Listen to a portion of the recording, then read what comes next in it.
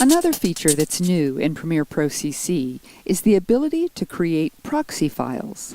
Proxy files are copies of your original files, but they're much smaller in size, requiring much less computer processing power to play them back as you edit. If you're working with very large files, such as 4K video, it can affect your computer's performance and make it run more slowly. So with this workflow, you'll work with the smaller proxy files while you edit, and then when you go to export your final sequence, you can switch back to your original full-resolution larger files, and we'll look at how to do that a little later in this lesson. Currently, there are limited ingest proxy file presets, and unfortunately, none of the already installed preset options has a 16:9 aspect ratio. So if you're working with 16:9 footage, which at this point most people are, the first step is to create a custom proxy file preset. To start, launch the Adobe Media Encoder application. This application comes as part of your Premiere Pro CC subscription. Go to the Preset menu and choose Create Ingest Preset. In the window that opens, give your preset a name. Scroll down and make sure the box next to Transcode Files to Destination is checked. Next, choose a format like H.264, and under the Preset pull-down, choose a 16:9 preset like HD 1080p 29.97. And then click OK.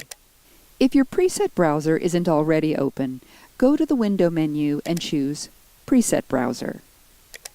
Your newly created proxy file preset will appear at the top of the preset browser with the name that you gave it. Click on it to select it, and then click on the Export Preset button, which is the folder with the right-facing arrow on it. An export window will open where you'll see your preset name with the file extension .epr. Choose a location to save the preset to that you can remember, and then click Save. Your custom preset is now saved and ready to be imported into Premiere Pro. Now, open your Premiere Pro project. If you haven't yet imported any footage into your project browser, go to the Media browser and check the Ingest box at the top. Now, click on the wrench icon to open the Project Settings window and click on Ingest Settings at the top. You'll need to import the ingest setting that you created in the Media encoder and saved, so click on the Add Ingest Preset button. Navigate to the ingestpreset.epr file and then click Open. You'll see that your custom preset will now be available in the Preset pull-down menu for you to choose. Choose a proxy file destination and then click OK. By selecting this preset in your project settings, smaller proxy files will automatically be created anytime you import a clip from your media browser into your project browser. These files will be created in the background as you work, so you don't have to wait. So let's take a look at how to switch back and forth between your full-res native video files and your smaller proxy files in your timeline.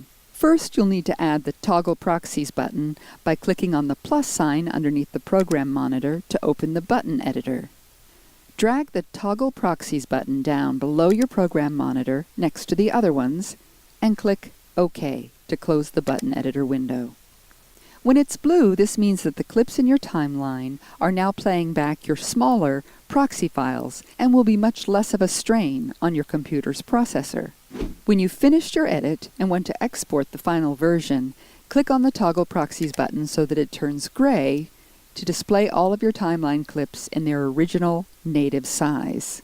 You can also create proxy files after you've imported your footage by selecting all of your clips in your project browser, right-clicking on them, choosing Proxy, and then Create Proxies.